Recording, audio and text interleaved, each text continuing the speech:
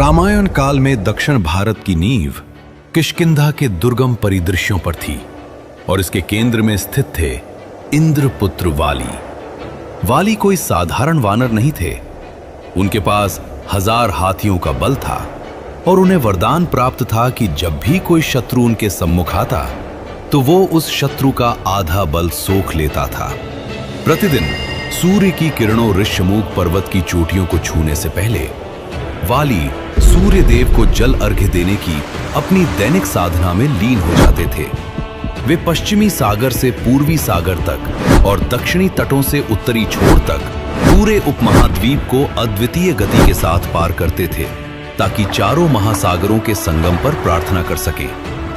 वाली के जीवन का मुख्य उद्देश्य था अपने पराक्रम और सामर्थ्य प्रयोग करके धर्म की रक्षा करना।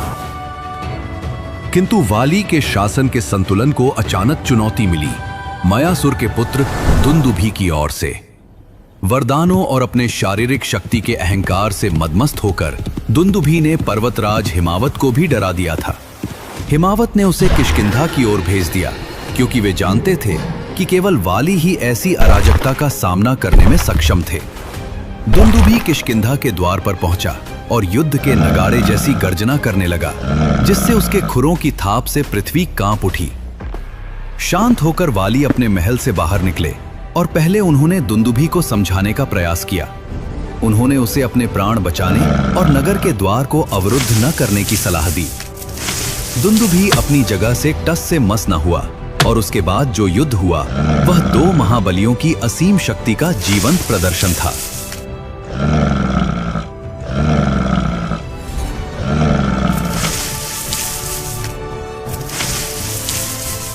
अंत में अपनी सहज शक्ति का परिचय देते हुए वाली ने उसके शव को पकड़ा और 1 योजन की दूरी तक फेंक दिया।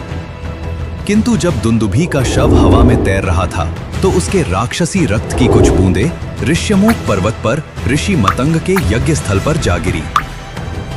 इस अपवित्रता से क्रोधित होकर मतंग ऋषि ने वाली को शाप दे दिया। यदि वाली कभी ऋष्यमूक की पहाड़ियों पर पैर रखेंगे तो उनका मस्तक फट जाएगा और उनकी तत्क्षण मृत्यु हो जाएगी। वाली अपनी पत्नी तारा को केवल एक जीवन संगिनी के रूप में नहीं बल्कि एक रणनीतिकार के रूप में देखते थे, जिनकी सलाह वे अक्सर लिया करते थे। हालांकि अपने आवेगी स्वभाव के कारण वे अक्सर उनकी चेतावनियों की अनदेखी भी कर देते थे। इसी प्रकार वे अपने छोटे भाई सुग्रीव के साथ एक पुत्र जैसा व्यवहार करते थे और उनकी इच्छा थी कि सुग्रीव सदैव उनके एक निष्ठावान सहायक बने रहें।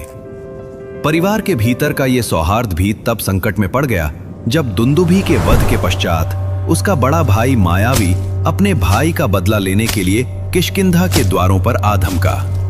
जब वाली उसका सामना करने के लिए बाहर झपटे तो सुग्रीव भी उनके पीछे पीछे चल दिए। दोनों भाइयों की सम्मिलित शक्ति से भयभीत होकर मायावी एक विशाल और गहरे गुफा में जा छिपा। युद्ध को समाप्त करने के अपने आवेगी जुनून में वाली ने सुग्रीव को आदेश दिया कि वे गुफा के प्रवेश द्वार पर ही रुकें और उनके वापस आने तक वहीं पहरा दें। सुग्रीव प्रतीक्षा करते रहे। दिन महीनों में बदल गए और महीने एक पूरे वर्ष में। सुग्रीव गुफा के द्वार पर प्रहरी बनकर खड़े रहे, जहां उन्हें पृथ्वी के गर्भ से गूंजती युद्ध की दूरस्थ और दबी हुई गर्जनाओं के अतिरिक्त कुछ सुनाई नहीं दे रहा था।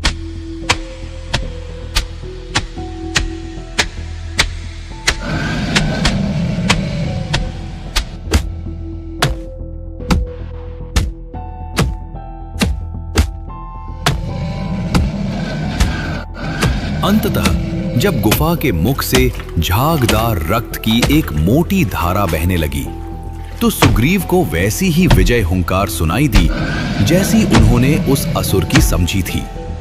ये निष्कर्ष निकालते हुए कि वाली वीर गति को प्राप्त हो चुके हैं और इस डर से कि वो असुर बाहर निकलकर नेतृत्व विहीन किष्किंधा को नष्ट कर देगा, सुग्रीव ने आत्मरक्षा में एक हताशपूर्ण कार्य किया। उन्होंने गुफा के मुख पर एक विशाल शिला रख दी, उसे पूरी तरह बंद कर दिया और शोक मनाते हुए नगर लौट आए।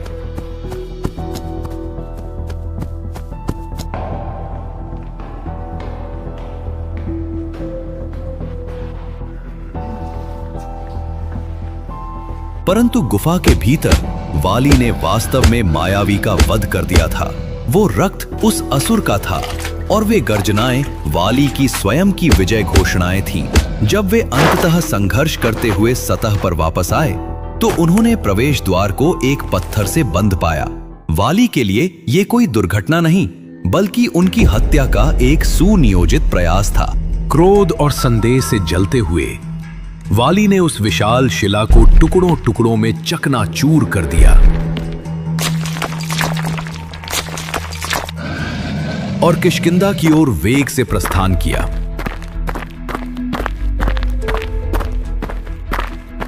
उन्होंने महल के द्वारों को ध्वस्त कर दिया और भीतर पहुंचकर देखा कि सुग्रीव उनके सिंहासन पर विराजमान थे। वाली को जीवित देखकर सुग्रीव प्रारंभ में हर्षित हुए, परंतु वाली के क्रोध से लाल चेहरे को देख उनका वो हर्ष क्षण भर में ही मटियामेट हो गया। सुग्रीव ने उनके चरणों में गिरकर गिराने का प्रयास किया, मंत्रियों के दबाव की व्याख्या की और राज्य लौटाने का प्रस्ताव रखा। किंतु प्रतिशोध की ज्वाला में जलते वाली ने एक शब्द भी सुनने से इनकार कर दिया। यह संघर्ष एक क्रूर और एक तरफा प्रहार में बदल गया। वाली ने अपनी वज्र के समान मुष्टिकाओं से सुग्रीव पर प्रहार किया और उन्हें नगर से खदेड़ते हुए घने वनों तक उनका पीछा किया। अंततः सुग्रीव उसी एकमात्र स्थान की ओर भागे जहां वाली नहीं जा सकते थे, ऋष्यमूक पर्वत। वह स्थान जो केवल ऋषि मतंग के शाप के कारण सुरक्षित था।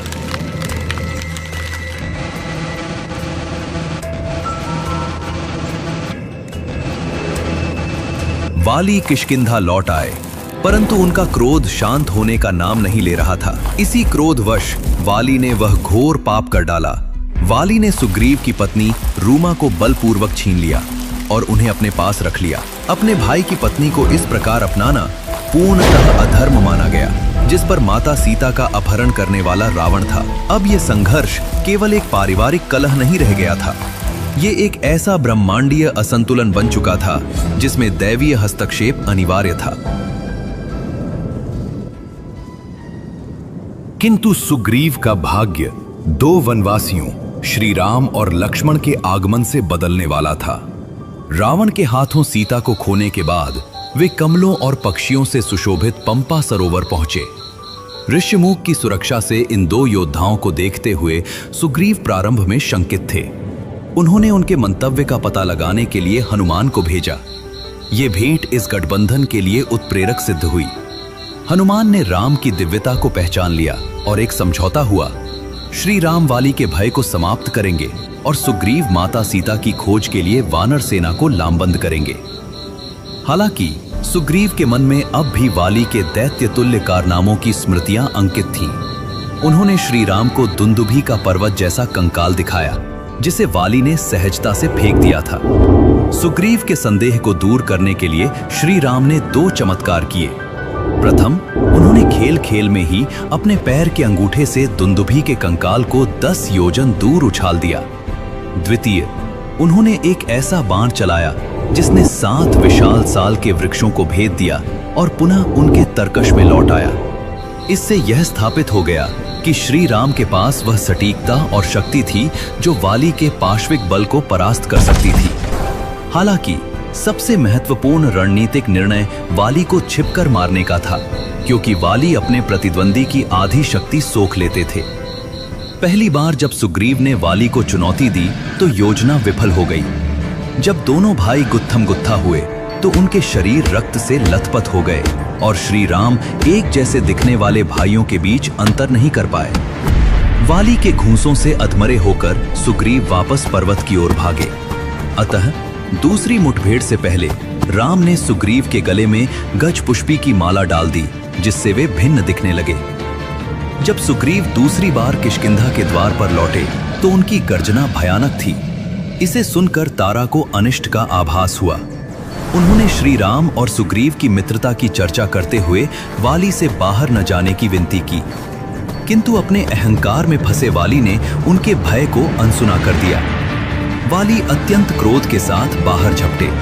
दोनों भाई पुनः आपस में भिड़ गए, लेकिन इस बार राम की दृष्टि वाली के वक्ष पर टिकी थी। जैसे ही वाली ने प्रहार के लिए मुक्का उठाया, श्री राम के बाण के रूप में आती एक सनसनाती प्रकाश पुंज ने उसे बीच में ही रोक दिया और वह सीधे वाली के हृदय में जा लगा। वाली गिरे, किंतु उनके प्राण तुरंत नहीं निकले। इंद्र के स्वर्ण पदक ने उन्हें तब तक थामे रखा जब तक वे धूल में विलीन नहीं हो गए। मरणासन्न अवस्था में वाली ने श्री राम के आचरण पर प्रश्न उठाए। उन्होंने छिपकर मारने वाले राजा की मर्यादा पर सवाल करते हुए इसे युद्ध के नियमों के विरुद्ध बताया। श्री राम ने धैर्यपूर्वक सामाजिक न्याय के उल्लंघन, विशेष रूप से रूमा को बलपूर्वक रखने को उनके वध का मुख्य कारण बताया। उन्होंने तर्क दिया कि जो राजा पशु की भांति आचरण करता है, उसका शिकार पशु की तरह ही किया जाना चाहिए। उस क्षण वाली ने श्री राम की दिव्यता को पहचाना और अपने पापों का प्रायश्चित किया। अपने अंतिम क्षणों में वाली ने सुग्रीव से अंगद का ध्यान रखने का अनुरोध किया और रूमा को लौटा दिया और उनका शरीर परमात्मा में विलीन हो गया।